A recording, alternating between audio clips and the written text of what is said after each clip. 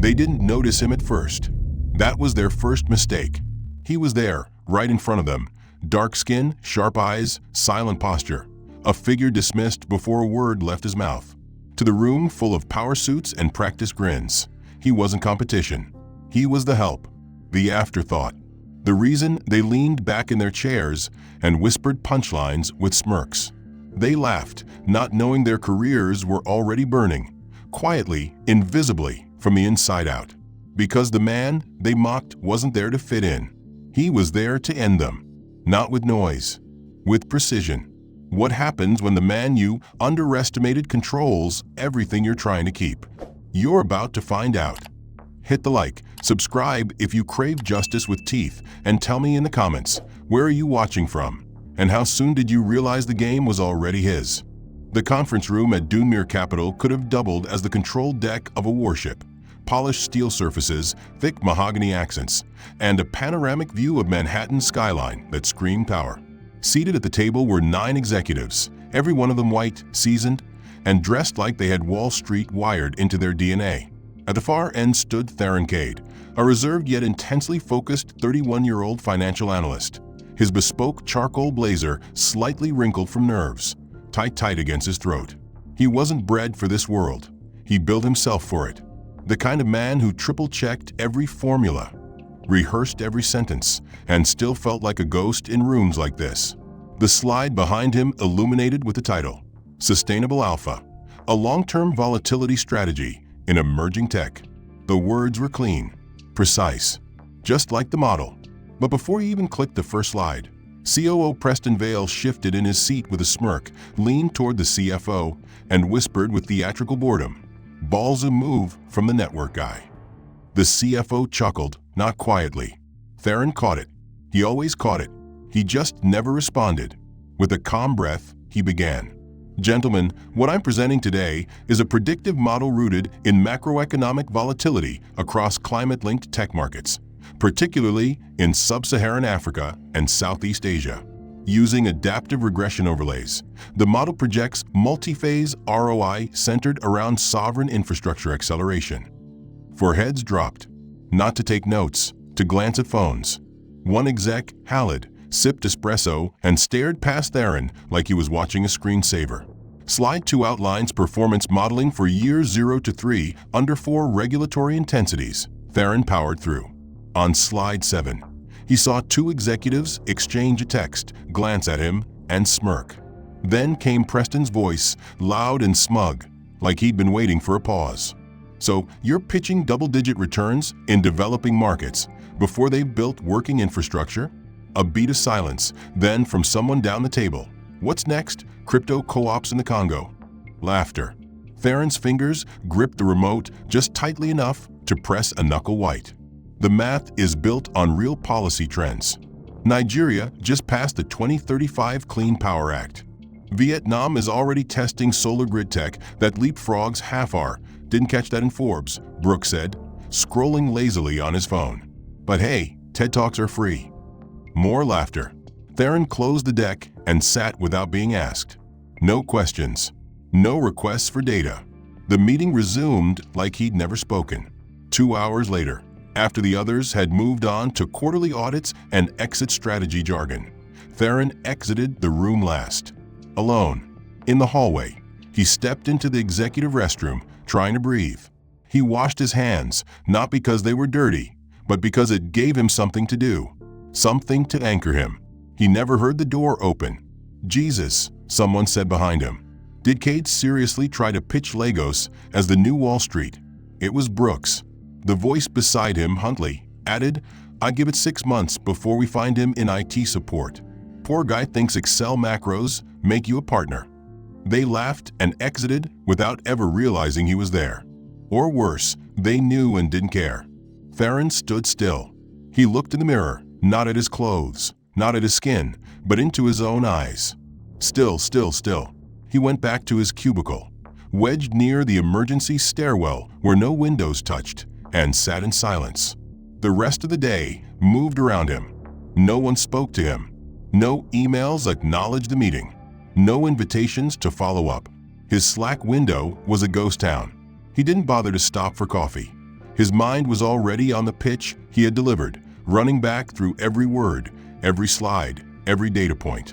He didn't regret the presentation, but he regretted the silence that followed, the way the room had eaten his work without tasting it.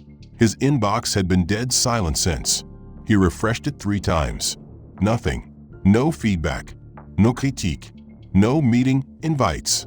Nothing from Preston Vale. Nothing from Brooks. Not even an acknowledgement of receipt. It was like the meeting never happened.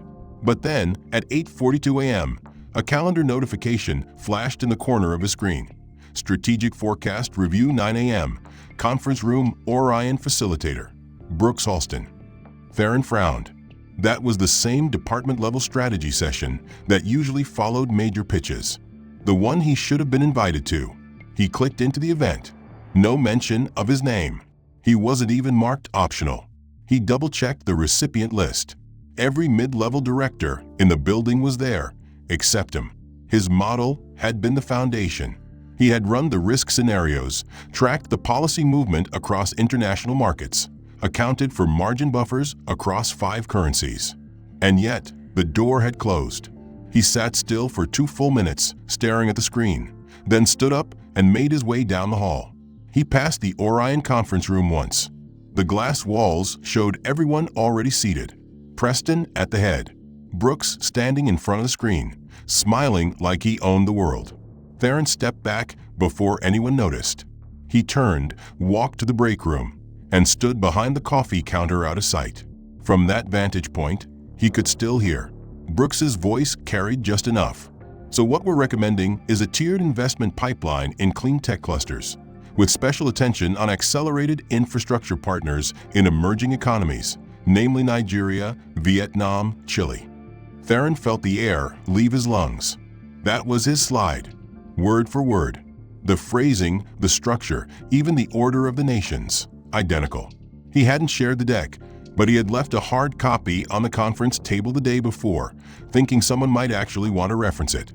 Apparently, someone had done more than reference. And here's where we get creative, Brooks continued, changing slides. We propose a model that adapts in real time to changing environmental policy risk. These overlays recalibrate against region-specific macro trends using what I like to call our resilient core model. Theron shut his eyes. Resilient core was his exact phrasing. Not standard jargon, not finance speak.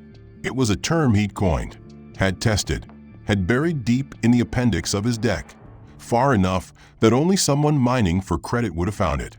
He leaned against the counter, trying to focus, trying not to react. The laughter from yesterday replayed in his mind. TED Talk Math, they'd said. But apparently, TED Talk Math was good enough, so long as it came out of the right mouth. Brooks's voice climbed. This is new thinking, bold, the kind of move that sets us apart. Preston chuckled. Now that's the kind of insight that gets a bonus. The room erupted in affirming chatter. No one mentioned Theron. No one acknowledged where the model originated. It was theft, not of spreadsheets or code, but a vision, of intellectual capital. And Theron couldn't say a word. He returned to his desk, where no one would see his hands shaking. He opened his drawer, pulled out his notebook, and wrote one word at the top of a fresh page: pattern. Underneath, he began listing every time his voice had been silenced, every meeting where someone had rephrased his work, every line that had been rebranded, every idea that became brilliant only when it passed through someone else's lips. He wasn't delusional. He wasn't imagining this. This was systemic, and it had names: Brooks, Preston, Huntley, and silent accomplices, the ones who didn't steal, but didn't stop it either. At 12:13 p.m., he stood near the office cafe counter, waiting for his lunch order. Across the room, he saw Brooks laughing at a high table with 2 other directors. They were sharing a printed packet. From a distance, Theron recognized the layout, his charts, the adaptive overlays, the projection arcs. No watermark, no attribution. Brooks leaned over the page, tapping his pen on the second chart. Told you the numbers speak for themselves. I ran them overnight. Pretty tight, huh? Theron turned before they could see him. He left the cafe with no food, just noise in his head. When he got back to his desk, there was a post-it note stuck to his monitor. One of the interns had scribbled, "Exec lunch rescheduled 2 o'clock, conference atlas." Theron hadn't been invited. He was always invited. He had handled analytics at every exec lunch for the last 6 months. He triple-checked the list. No invite, no explanation, just a quiet erasure. The kind designed to be deniable. The theft of his pitch hadn't just stung, it had buried him. No executive acknowledged what had happened. Brooks strutted through the office, now like he'd been chosen, and in a way he had. He'd been selected to absorb brilliance and return it with the acceptable face of ambition. Loud, smiling, white. Theron, meanwhile, was now something else in their eyes, something to manage, a reminder of discomfort, a risk. That's why, at 9:12 a.m., he was surprised to see Cressida Moore hovering outside his pod, her posture too tense for someone just passing through. Cressida was one of the only senior leaders of color in the company, and the only person who'd ever treated Theron like more than a placeholder. She was sharp, composed, with the air of someone who had learned long ago when to speak, when to stay silent, and when to plant warnings inside compliments. "You free for 5?" she asked, her voice low. Theron nodded, following her down the corridor to the executive quiet room, a glass-walled space rarely used for anything but private discussions, too sensitive for Outlook invites. She shut the door and didn't sit. "Theron, I need you to hear something," she said, her tone carefully measured. "There's chatter, not just upstairs, but laterally. People saying you're too focused on being right, that you dominate data, reviews, that you make others uncomfortable when you correct them." Theron blinked, stunned. I haven't done anything outside my role. If the numbers are wrong, I know," she cut in, soft but firm. "I know you're not the problem. But listen to what they're saying. They don't want correct. They want comfortable. And you're making some of them feel replaceable." Theron sat heavily on the couch. "So I'm too good at what I do." "You're too noticeable," she said. "And in this place, when someone like you stands out, it doesn't always lead upward." She hesitated, then added, "They're starting to ask questions about your fit here. Don't give them any excuses." She left before he could ask more. He sat for a long moment after she exited, the silence in the glass room growing heavier with every breath. Fit. The word echoed like a curse. Not performance, not quality, not output, fit. And in places like this, fit meant compliance wrapped in the right skin. At 10:30 a.m., his Outlook calendar pinged. HR check-in 10:45 room Garnet. No explanation. No reason. Just an empty subject line and a block of time. Theron stood from his desk, heart pounding with that deep, bitter knowing. He walked to the HR wing like a man approaching a courtroom, and when he arrived, the look on Marla DeWitt's face, the firm's HR director, confirmed it wasn't a friendly check-in. She greeted him with the politeness of a pre-written email and gestured toward the seat across from her. Her assistant sat in the corner, laptop open, recording. Marla folded her hands, then began. "Theron, I want to start by saying this is a standard touchpoint. We've received some anonymous feedback from your peers that we'd like to talk through." Theron didn't respond. He knew this script. It always started with standard and ended with unfortunately. Marla continued.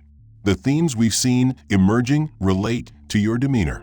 There's concern that your communication style is overly clinical, that you're sometimes dismissive when working cross-functionally." "Dismissive," he said quietly. "Do you have examples?" The feedback was anonymous, so we don't have specific dates, but multiple entries flagged that during team reviews, your corrections can come off as abrupt or condescending. "You mean accurate?" he asked, unable to keep the edge from his voice. Marla didn't flinch. "Tone matters, Theron. And we also saw a few notes about general disengagement, that you tend not to participate in casual team building, happy hours, coffee chats. Because I'm usually fixing everyone else's numbers," he said before he could stop himself. The assistant typed something quickly. Theron straightened in his chair. "Look, I'm not trying to cause problems. I work hard. I show up early. I stay late. I don't miss deadlines. If people are uncomfortable because I correct bad data, then maybe they should be better at their jobs." Marla sighed, the kind of sigh that said she'd heard the same defense before. This isn't about job performance. This is about cohesion, about creating a team environment that's inclusive. Theron almost laughed, but the air caught in his throat. Inclusive. The word stung like lemon in an open wound. They were excluding him for not making people feel included. It was an impossible loop. "We're not taking disciplinary action at this time," Marla said finally. "But we are recommending you participate in a team harmony seminar. And I'd like you to meet bi-weekly with a mentor from leadership development." Theron nodded slowly, pretending to consider it. "Sure," he said. "That sounds reasonable." He left the office, his hands numb, walking past people who smiled at him like nothing had changed. But something had. They were building the record. They were writing the prelude to an exit memo. He could feel it. That afternoon, he received a follow-up email from Marla, titled Constructive Coaching for Growth. Attached was a PDF that detailed how employees who felt misaligned could benefit from reflective recalibration. He clicked through the sections, each one more insulting than the last. How to listen without defensiveness. Demonstrating humility in professional disagreements. Reading nonverbal cues from peers. The meeting was with Halberd Global, a multi-billion-dollar real estate conglomerate preparing to pivot toward climate-adaptive developments in Latin America, a topic directly aligned with Theron's now-stolen model. A project born of his own late-night research sessions, dozens of predictive regressions and long-term simulations had become the crown jewel of the firm's strategy, just not under his name.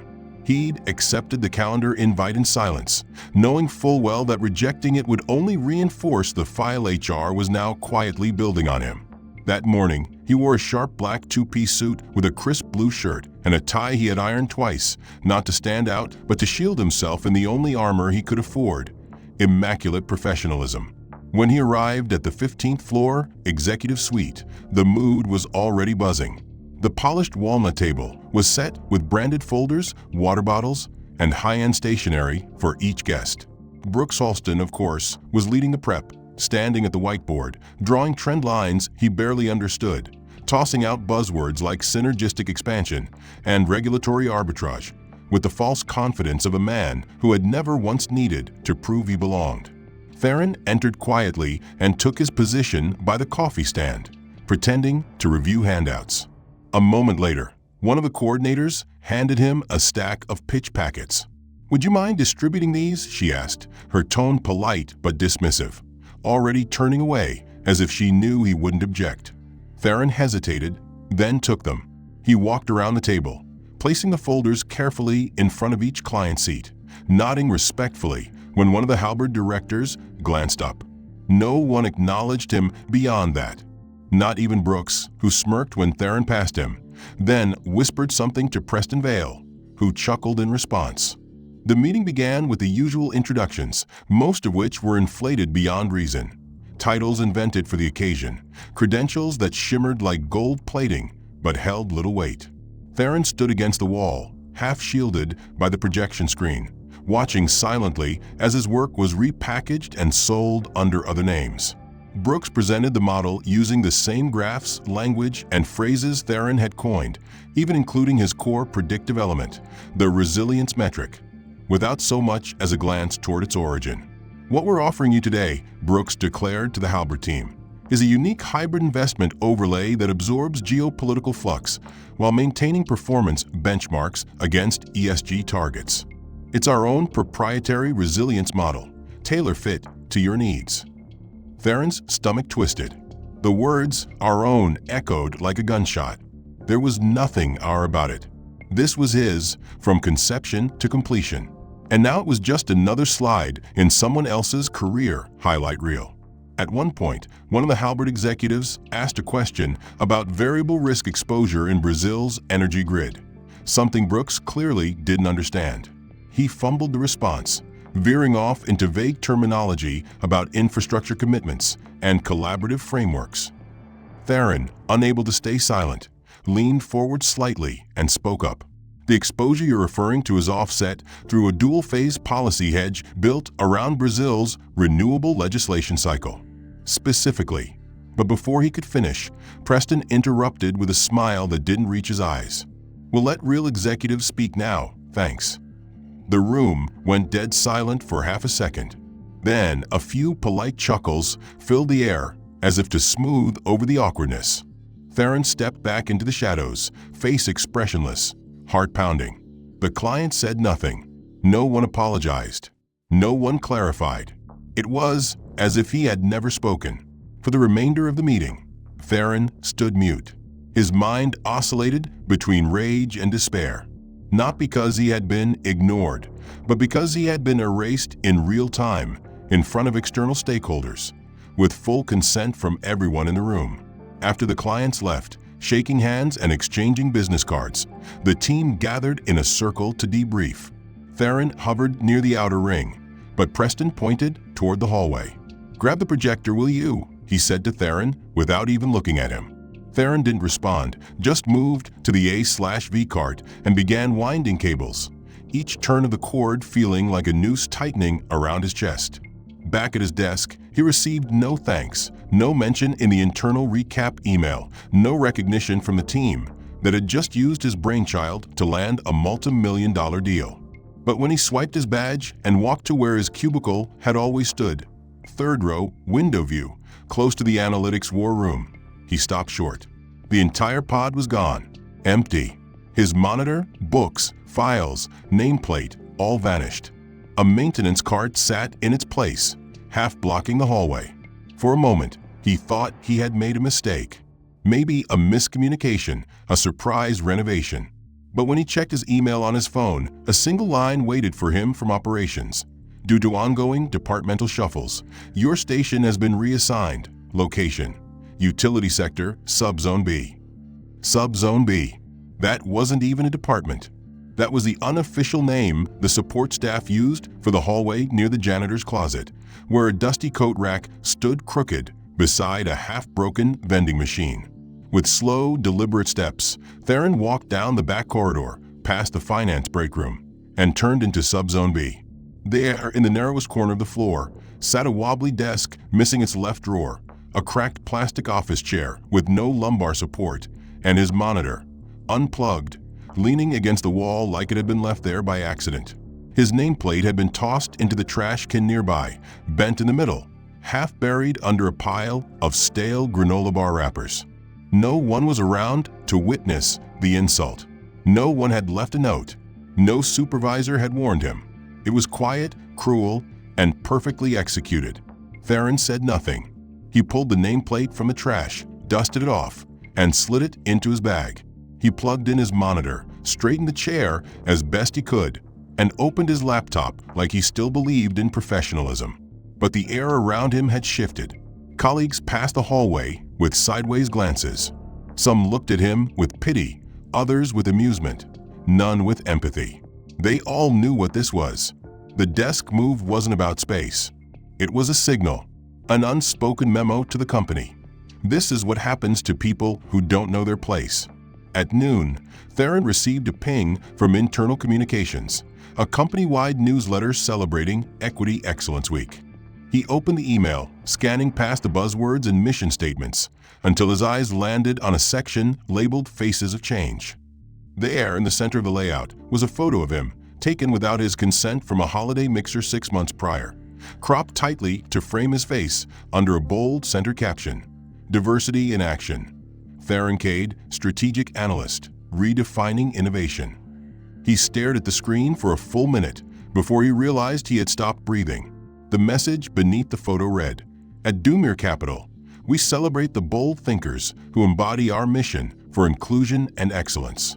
Theron hadn't been interviewed, hadn't been quoted, hadn't even been asked. His image had been taken and framed as proof the company was making progress. They had erased his voice and stolen his work, and now they were using his face to sell their morality. The hypocrisy was so brazen it bordered on satire. He replied to the sender, requesting the image be removed. He received no reply.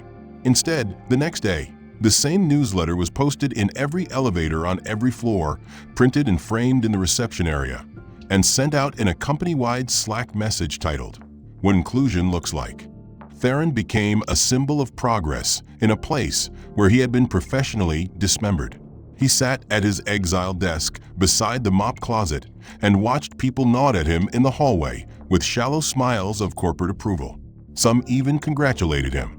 "Saw you in the email, good stuff," one said. Another offered, "Didn't know you were working on DEI, impressive." Each compliment was a knife with a smile attached. No one mentioned the pitch. No one mentioned the client. No one mentioned the desk relocation. They spoke to him like he was an idea, not a person.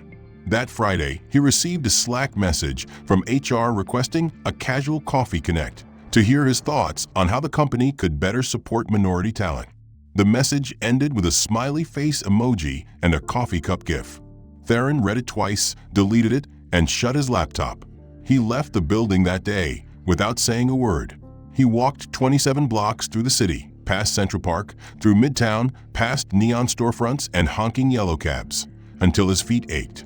In prior years, Theron had contributed in significant ways, prepping analytics, designing portfolio simulations, even briefing senior partners on risk variances in live sessions. But this year, despite having designed the strategy that now formed the backbone of the conference's premier case study, his badge didn't grant him access to the presentation rooms. The security scanner blinked red at the main entrance to the executive tier. A young assistant approached with a clipboard and an apologetic shrug, telling him his name wasn't on the credential list for upper floor access. He had been reassigned, she said, to the coordination deck, a euphemism that Theron recognized immediately as the overflow zone for interns, temps, and staff assistants. Confused but calm, he asked who had updated the roster. She didn't know. She only had orders. At the back of the conference center, near the emergency exit doors and behind a stack of branded duffel bags, Theron found his assignment, managing valet coordination for external attendees, a role that required him to hand off walkie-talkies, ensure SUVs were labeled correctly, and guide investors toward the main elevator bank like a glorified usher. It was a task typically reserved for summer associates or hourly event staff, not analysts with multi-year track records and proprietary investment models bearing their intellectual DNA. He stood there suit pressed, ID lanyard dangling like an insult, while interns buzzed around him, fumbling with printouts, passing each other iced coffees, and whispering about how cool it was to see real money up close. For the first 2 hours, he said nothing. He nodded politely at each person he directed. He stepped back when camera crews passed. He responded to confused guests with practiced courtesy. But inside, a cold flame burned steady. Around noon, the energy shifted. The most senior partners began arriving with their guests: hedge fund giants, sovereign wealth emissaries, board chairs, and retired CEOs whose net worths required legal teams to maintain. Preston Vale swept into the corridor, flanked by 2 investment bankers from Marrick and Beale, laughing about something completely unrelated to the summit. He stopped mid-sentence when he saw Theron. For a moment, he looked almost startled, as if he had forgotten Theron still worked there. Then came the smirk. "Gentlemen," Preston said, gesturing toward Theron like he was a museum piece. "Even our temps wear Tom Ford these days.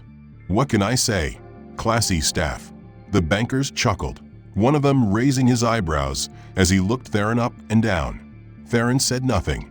His hands were folded behind his back. His face didn't flinch. He had learned by now how to absorb humiliation without cracking. One of the interns nudged Theron from behind, whispering that the bottled waters needed to be restocked for the investor floor. Theron nodded and walked silently toward the back room. On his way there, he passed a digital poster looping near the escalators, featuring a chart from the firm's emergent markets deep dive. It was his work, his layout. Even the color-coded projections were pulled straight from his private files. The line beneath read, "Data provided by Strategic Initiatives Group. Presentation by Brooks Halston." Brooks. Again. Always Brooks. The man who had taken his ideas, repackaged them with sloppy charisma, and been rewarded at every turn. Theron stood there for a full minute, watching the chart animate on loop. Blue to green to red. Growth curves he had calibrated late at night now flashing like a cheap slideshow, credited to a man who hadn't written a single line of the code behind it. Later that afternoon, while escorting a logistics manager through the stairwell, Theron caught a glimpse of the breakout session in Room D, where Brooks was holding court on sustainable frontier strategies. The applause filtered out through the hallway cracks. Preston's voice was audible, praising Brooks for his visionary work and game-changing analysis. Theron smiled at the absurdity, a hollow, silent, bitter smile that didn't touch his eyes. Around 4 o'clock, he returned to the coordination station, only to be informed that his next task was helping load investor gift bags into a van. The temperature outside had dropped suddenly, and a light drizzle had begun falling, soaking the sleeves of his blazer as he carried box after box down the loading ramp. One of the interns offered him a poncho. He declined. When he was finally done, he stood under the awning of the building, soaked, watching luxury sedans pull up and whisk away the same people who had spent the day praising stolen work. Across the street, a news van filmed the closing ceremony, where Vale stood behind a podium, thanking his team for their unmatched dedication. Theron wasn't mentioned.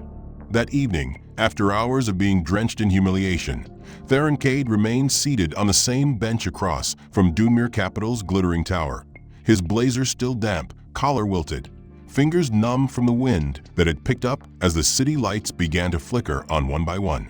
The streets teemed with oblivious foot traffic, faces buried in phones, voices rising and fading like background noise to a life that seemed to flow past him, as though he weren't even there. He felt like a ghost tethered to the curb, a man who had given every fiber of his intellect to a system that consumed his brilliance, digested it behind closed doors, and spat it back out under someone else's name. But as the neon from the 57th Street bodega blinked red against the wet pavement, his phone buzzed once in his inner jacket pocket, a sharp vibration against his ribs that jolted him upright. The screen read, "Unknown." He hesitated for only a second before answering. "Theron Cade," he said, his voice low, calm, controlled, out of habit more than anything else. The voice that answered was confident, clipped, and unmistakably senior in tone. "Mr. Cade, this is Celeste Dunham, CEO at Astrid Ventures. Do you have a moment?" The name hit him like an electric current. Astrid Ventures wasn't just any firm. It was the most aggressive and respected venture equity house on the East Coast, renowned for sweeping up undervalued intellectual property and turning it into juggernauts. They didn't cold call junior analysts. They didn't reach out without layers of intermediaries. "Yes," Theron managed, sitting up straighter despite himself. "Yes, of course." Celeste's voice was brisk, purposeful. "I just stepped out of Sterling Horizons. I wasn't supposed to attend, but I happened to catch a breakout session. A man named Halston presented a model that immediately caught my eye." There was a long pause. Theron's heartbeat accelerated. "A model I've seen before," she continued. "2 months ago, your data package made its way to one of our senior analysts via an open-source compliance bulletin. It wasn't labeled, no contact info, but I remembered it, specifically your regression structure on state-backed climate infrastructure exposure." Theron's throat tightened. He hadn't sent it. He hadn't dared. But he remembered running simulations late one night on the open-source sandbox. He had uploaded a compressed version of the model to test something against a public API. It had slipped out into the void. "I thought it was theoretical," she said. "Brilliant, but hypothetical. But seeing it under someone else's name today, poorly explained, I might add. Well, let's just say I did some fast searching." Another pause. "It's yours, isn't it?" He didn't hesitate. "Yes." "Good," she replied. "Because I want it. All of it. Not just the data, but the vision, the logic, the man behind it." Theron remained frozen. "We're spinning up a new equity vehicle focused on global adaptive tech. Flagship position. We're allocating $3.2 billion across 5 emerging verticals. And I want your model anchoring that strategy. You won't be reporting to anyone. You'll be leading. Managing Director, Astrid Equities." Silence sat between them for a breath and a half. "Mr. Cade," he exhaled slowly, I'm here." Celeste's tone sharpened. "We've vetted your credentials. We've done our quiet diligence. And we move fast when we find talent buried under mediocrity. My jet's on standby tonight. I can have a term sheet in your inbox within the hour. Do you want this?" Theron stood slowly, staring at the building across the street, at the glass fortress where every inch of him had been dismissed, discarded, degraded. His fists clenched, not in anger, but in clarity. "Yes," he said. "Yes, I do." "Then check your email," Celeste said. "You'll find our offer and the terms. Sign tonight, and you walk into tomorrow as a man no one will ignore again." The call ended. He stood in the wind, phone shaking in his hand, then slowly tapped into his inbox. The subject line was stark: Astrid term sheet CADE 3.2b mandate. The document was real, signed, authorized, his. He didn't cry. He didn't laugh. He simply stood there watching the traffic flow past him, knowing that the current was about to change direction.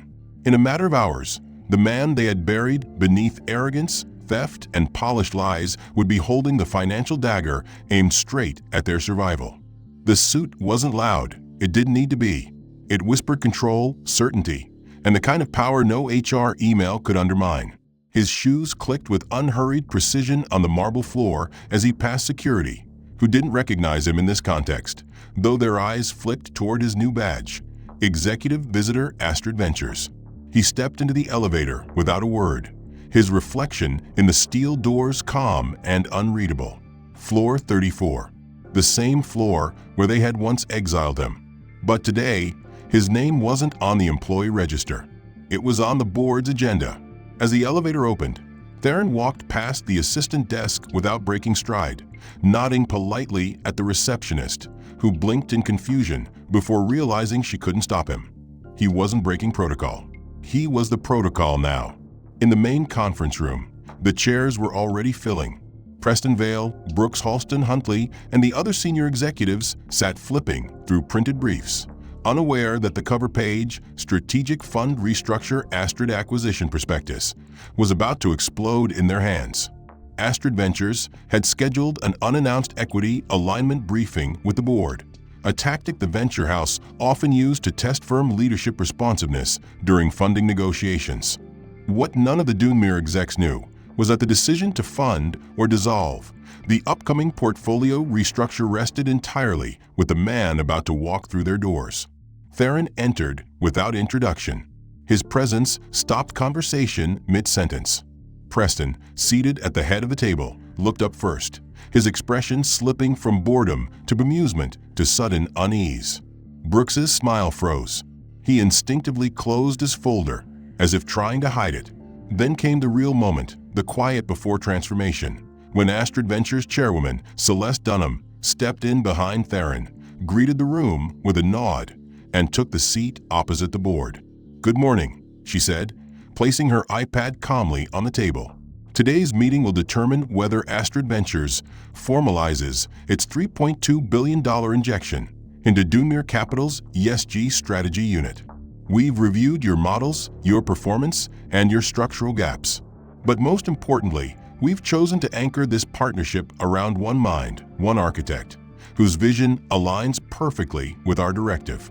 Celeste turned to Theron, who now stood motionless at her side, his hands folded neatly in front of him. "This is the mind we're trusting with our flagship fund." The silence that followed was almost reverent in its weight. Preston leaned forward, clearly hoping it was some kind of cruel prank, but the blood draining from his face gave away the truth. He knew exactly what was happening, and he couldn't stop it. Brooks didn't speak. He couldn't. The color had left his face, his hands fidgeting with a pen that rolled off the table and clattered to the floor. Celeste continued. "Theron Cade will lead Astrid Equity's strategic deployment for this cycle, and as part of our agreement, he'll serve as an oversight executive for all joint ESG investments, including those housed within your current verticals." She paused just long enough to ensure the board absorbed every word. "That means Mr. Cade will have final say on capital release, portfolio realignment, and project continuity within your innovation pipeline." Preston opened his mouth, then closed it again, His brain was scrambling for a defense, a pivot, anything that would re-establish dominance, but nothing came. Because in that moment, he wasn't the gatekeeper anymore. He was the man who'd locked the gate too late. Theron stepped forward at last. His voice was even, unhurried, each syllable landing with the weight of reckoning. 2 months ago, I presented a model to this room. It was disregarded, mocked, and eventually absorbed by people who never contributed to its construction. His eyes locked with Brooks, who shifted in his chair, sweating under the collar of a suit 2 sizes too loud for this moment. That model, Theron continued, has since been validated by one of the most aggressive venture equity firms on the continent. Not because it looked good on paper, but because it saw what this board chose not to. He let the words hang there, deliberate, pointed, final. Then he took his seat beside Celeste. The rest of the meeting was procedural. Technical briefings, term sheet walkthroughs. But the room had changed. The air had changed. Preston's interjections were shorter now, laced with careful politeness. Brooks didn't speak again, and when he tried to offer context about the model, Celeste shut him down with a single phrase: "We prefer to hear from the source." By the end of the hour, Dunmere Capital had accepted the terms. They had no choice. $3.2 billion would lift their crumbling ESG unit out of mediocrity and into global headlines. But it came with strings attached to the man they had tried to erase, the man now holding the keys to their redemption or their ruin. The weeks that followed Theron Cade's return to Dunmere Capital unfolded like a storm that had been building just beyond the skyline, invisible to the arrogant, silent to the blind, but now crashing through the walls they once believed impenetrable. After Astrid Ventures finalized the $3.2 billion capital infusion, the terms went into immediate effect, and with them came the structural authority embedded into every clause of the agreement: compliance oversight, personnel realignment, financial transparency mandates, and most importantly, executive accountability measured against ethical risk. Theron didn't grandstand. He didn't raise his voice or fire anyone publicly. Instead, he implemented what the board referred to as precision restructuring, a methodical, quiet recalibration of power that stripped away the rot without ever needing to name it. Preston Vale was the first to feel it. Within days of the deal's ratification, his division, Strategic Growth, was folded into the Office of Ethical Compliance, now reporting directly to Astrid's auditing wing. Every decision, every initiative, every hire had to be pre-cleared through a review board that Theron himself had helped assemble. Preston, who once operated with unchecked dominance, now found his email approvals flagged, his team budgets frozen for audit, and his calendar filled with remediation sessions hosted by junior compliance officers trained to sniff out toxicity. Gone were the networking brunches, the private roundtables, the nods of power in the executive cafe. Even his parking space was quietly reassigned, small details that sent loud messages. Theron never spoke to him directly. He didn't need to. His presence in weekly strategy syncs, quiet, composed, watching, was enough to unravel the performative confidence Preston had built his image upon. Then came Brooks Halston. Unlike Preston, Brooks still believed he had an angle, some hidden card to play. He tried to schedule one-on-one meetings with Theron, sending messages filled with faux humility, lines like "really respect the direction you're taking us, and would love to support your leadership however I can." Theron read each one and deleted them. Brooks's project load began shifting, high-level accounts reassigned, team leads rotated, investor relations removed from his purview. At first, he brushed it off as reorganization, but the pattern became impossible to ignore. Then came the formal announcement.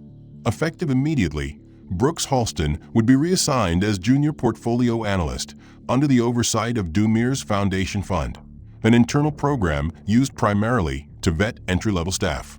His title was stripped, his office reassigned to a shared cubicle bank, and his previous assistants reallocated to other departments. The demotion was surgical, precise, and final.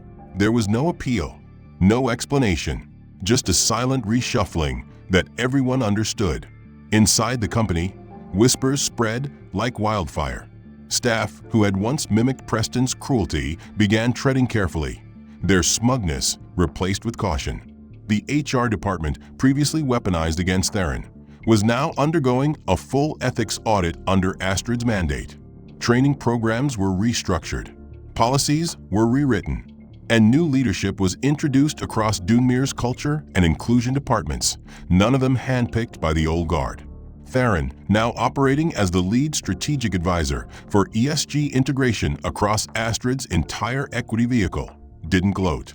He barely spoke at all during meetings, but his decisions spoke volumes. During a quarterly review, when asked whether a particular executive pathway should be maintained, he responded without emotion, "Accountability isn't optional. Legacy isn't a license." That phrase became an internal memo headline, passed quietly between departments like gospel. Preston lasted 2 more weeks. His resignation came via an email sent at 5:42 a.m., filled with generic statements about pursuing new opportunities and spending time with family. No send-off party followed. No speech. No hallway handshakes. He left the building the same way he had arrived years ago, through the side entrance. No one looked up. Brooks remained, but his presence shrank with each passing day. He stopped dressing for attention. He stopped trying to lead meetings. He sat in silence, doing the work he used to delegate, eyes lowered, words few. Staff who once sought his favor now treated him like wallpaper. A cautionary tale in an open-plan office.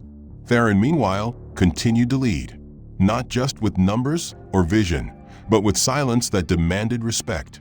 People watched him not because they feared him, but because they had learned, finally, that the man who once handed out binders, who once stood beside the janitor's closet, who once was laughed out of rooms, had never needed permission to matter.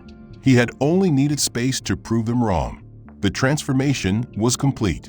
Justice hadn't come with flames or fury.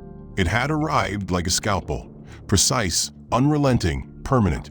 For months had passed since the restructuring reshaped Dunmer Capital into something new, something leaner, quieter, and less self-assured. The firm no longer led with bravado or unchecked tradition. Its decisions were now measured, its culture reshaped from the inside out by a presence that had once been an afterthought. Theron Cade, now not only a financial architect, but the symbol of ethical recalibration, sat in a sunlit conference room overlooking Central Park, reviewing final projections for Astrid's next wave of ESG accelerators. The world had shifted beneath him, not with explosions, but with the slow, grinding power of consequence. Most of the old guard had either adapted or stepped back entirely, their absence barely noted in the company's performance metrics, which now soared above projections thanks to Theron's models. His leadership wasn't loud. He wasn't interested in dominance. He was building futures, not legacies. That morning, a message slipped quietly into his inbox. The name, Preston Vale, stood alone in the sender line, no assistant, no copied executives. Just 5 words in the subject line. "If you'll allow 5 minutes." Theron paused. He hadn't seen or heard from Preston since his silent exit. No leaks, no LinkedIn posts, no comments in the press. The man had vanished into the ether, a ghost of entitlement stripped the armor he once wore so confidently. Theron clicked the message. "I won't pretend I deserve your time," it read. "But I spent the last few months realizing how far off course I was. I saw your brilliance early. I just couldn't admit it. I hope you'll hear me out, even if it changes nothing." There was an address. A coffee shop in Gramercy Park. No handlers. No boardrooms. Just a quiet space. Theron read the message twice, then shut his laptop. He didn't owe Preston anything. Not time, not grace, not explanation. But perhaps grace wasn't about debt. Perhaps it was about defining the kind of man he intended to be, not in contrast to Preston, but in spite of what Preston had done. An hour later, he walked into the cafe, dressed not in a suit, but in a navy crew neck and tailored slacks, a quiet uniform of someone who no longer needed clothing to project status. Preston was already seated, shoulders smaller, face older, hair grayer than Theron remembered. He looked up with a faint, nervous smile, as if still unsure whether Theron would sit. Theron did. For a moment, they said nothing. The sound of steamers and spoons tapping cups filled the silence. Finally, Preston spoke. "I used to think I was protecting the firm," he said. that by keeping the hierarchy intact, by maintaining the image, I was preserving something worth saving. He paused. But what I was really protecting was myself, my place, my comfort. You threatened that not with arrogance or ambition, but with clarity. And I didn't know how to process that without turning it into hostility. Theron didn't respond. Preston continued, I'm not asking for redemption, just acknowledgement that I see now what I refused to see then.